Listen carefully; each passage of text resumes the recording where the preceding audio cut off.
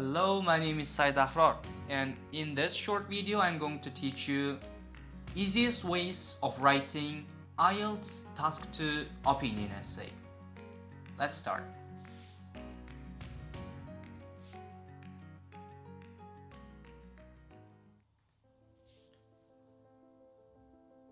So let's have a look at some of the questions that are mainly given to you in the IELTS exam. They are as follows. Here you will have a question, and at the end what is being asked from you is, what is your opinion, what do you think, or do you agree or disagree, or to what extent do you agree or disagree, how far do you agree or disagree. One common thing that those questions are asking is your opinion, and that's all. What I mean by that is, all of those questions are asking what do you think about the given topic, and I would divide them into two categories, such as one-sided or balanced. O'zbekchalab tushuntirishga ham harakat qilaman hozir. Endi bu savollar hammasi sizdan faqat o'zingizni fikringizni so'rayapti. Shu tufayli bularning hammasini bir xil deb bilaman, o'zimning fikrimcha. Bularning hammasini ikki guruhga, ya'ni one-sided, balanced qilib bo'lib olamizda. Bu darslikda faqat one-sided, ya'ni bir taraflamasini o'rganamiz. So now we'll study how to write introduction for one-sided opinion essay. There are three things that you should keep in mind. They are general sentence and thesis and outline. General sentence is just a paraphrasing of the topic or giving general idea about the given topic to you.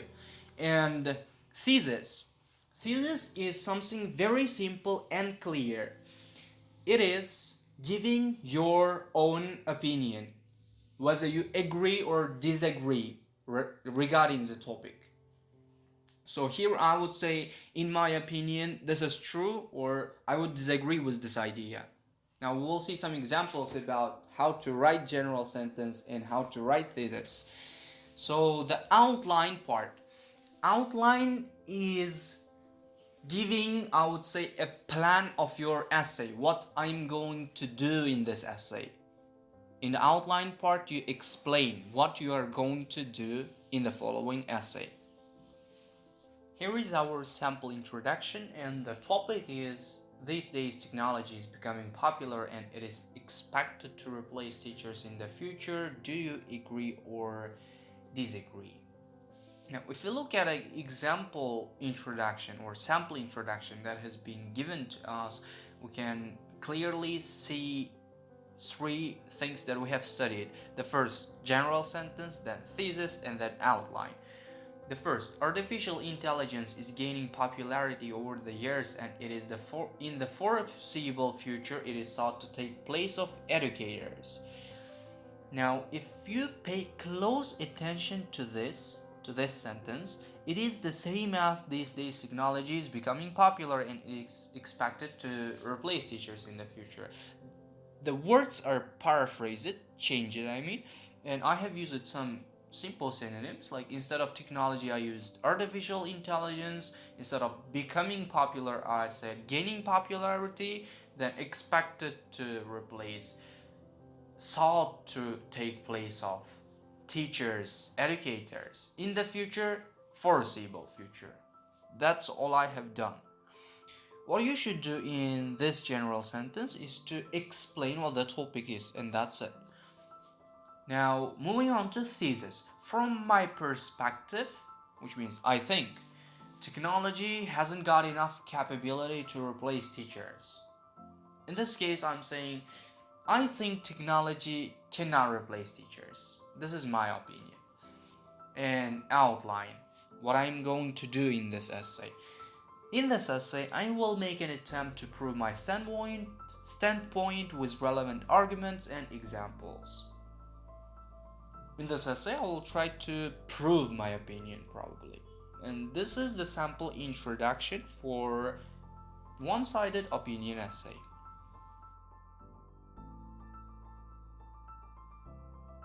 Moving on to the body structuring. Because it is one-sided essay, both of my buddies will either agree or disagree with the topic. Now, I think that the technology cannot replace teachers, and both of my buddies are going to explain the same idea, why I think so. Now, in details, the argument. This should be the first thing that you should write in your essay, in all types of essay, not only just opinion but others as well. First of all, although technology is able to provide a huge amount of information and quality lessons, it lacks in supporting learners psychologically. This is my argument. Here I'm saying maybe technology gives a lot of information and the lessons are in good quality, but there is one thing that should be mentioned, like psychological support, which means motivation. Students need motivation and technology cannot give motivation. Lacks in, has not that ability. This is my argument. Argument is saying technology cannot give motivation to the students. The second thing is actually explaining what I've said in the argument. To be more clear, students might face different obstacles during learning process, and this is the time when they need a motivation from their teachers. Unfortunately, this is something that a robotic teacher cannot provide. So now this part is explaining argument in more details. It's saying sometimes students face problems and they need motivation at that time. Their teachers usually help them to be motivated, to be inspired, but the technology cannot do that for them. And lastly, two things: example and result. You can give both of them. If you want, you can give only argument example, or if you want, you can give only result. Here I have given the result. This in fact may result in the demotivation of the student and hinder one's studies. To clarify what is here is, as a result that they are not inspired by their teachers, students might be demotivated from studies and maybe they don't want to study anymore because of the lack of interest they have.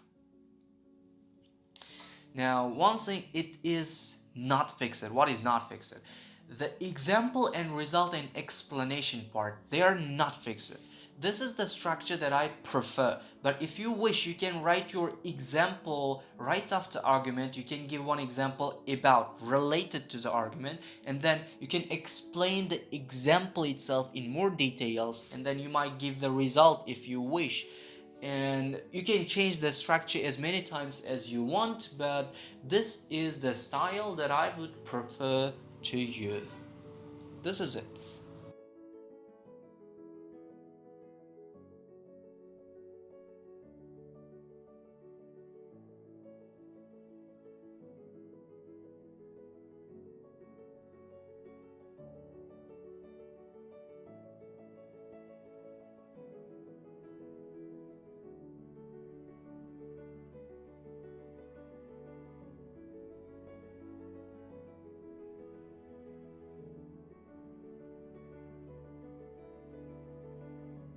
Two ways of writing conclusion. The first one that we are seeing now is the simple, and later on we will see one complex.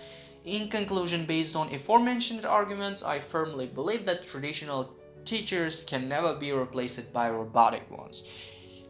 What I'm saying here is, based on aforementioned arguments, I'm linking this to the arguments that I have given in the body part, and I am paraphrasing my thesis. I firmly believe that traditional teachers can never be replaced by robotic ones. In the thesis part, if I'm not mistaken, I said something very similar to this.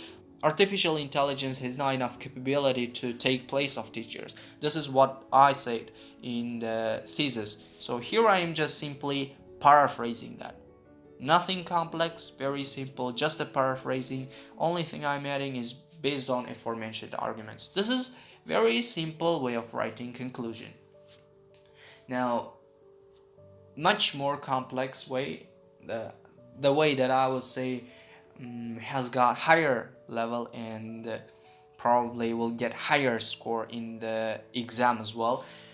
In summary, a robotic teacher would lack the classroom dynamism and emotional intelligence needed to be effective instructor. Now, this is the part that is quite difficult to write. Here, both of the arguments that were given in the body parts are being paraphrased in a very simple, short way. In bodies, we said that the teachers should give motivation to the students, and then teachers cannot understand the dynamism in the class, like they cannot understand human emotions. And here it's saying lack classroom dynamism. This is the first argument that is being given, like paraphrase it. And the second, emotional intelligence, something related to motivating the student. Those are the two arguments that are well paraphrased. Thus, it is clear why having a class run entirely by a machine is an idea that will not be realized at any time soon. This sentence is something not very needed, I would say. Now, it is predicted that a computer technology will not replace traditional human teachers in the foreseeable future. Now, this is the paraphrase of the thesis. Now, the difference between complex and simple conclusion is here in the first sentence. In simple conclusion, we used to write according to aforementioned arguments. But here, I am saying what the arguments are. In the previous one, I didn't say what the arguments are, I just said arguments, that's all. But here, classroom dynamism and emotional intelligence, those are very clear arguments.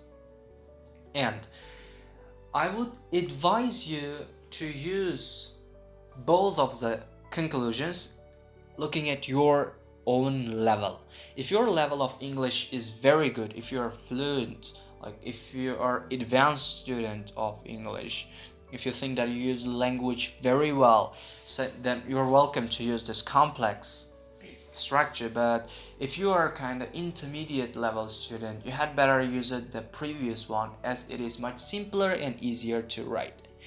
Thank you very much for watching this video. I hope you liked it, and if you found it useful, I would be very happy for you.